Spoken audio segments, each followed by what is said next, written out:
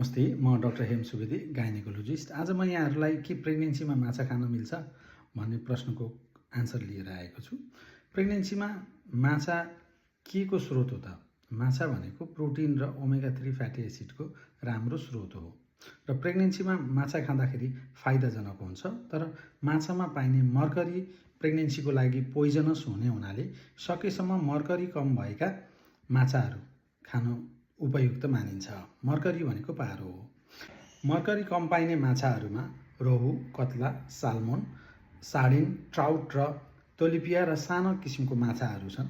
ती माछाहरू पर्छन् भने यी माछाहरूलाई 170 देखि 200 ग्राम हप्तामा 2 पटक गरेर 170 देखि 200 ग्राम माछा चाहिँ प्रेग्नेन्ट लेडीले खान मिल्छ।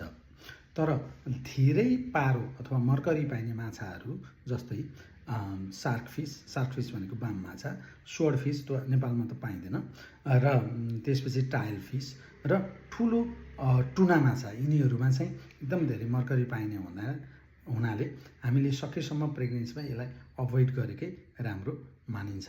र हप्तामा 2 पटक गरेर 170 देखि 200 ग्राम माछा तपाईँले खान सुरक्षितै हुन्छ। काँडा फालेर खानु होला, यसले प्रेग्नेन्सीलाई राम्रै गर्छ। धन्यवाद।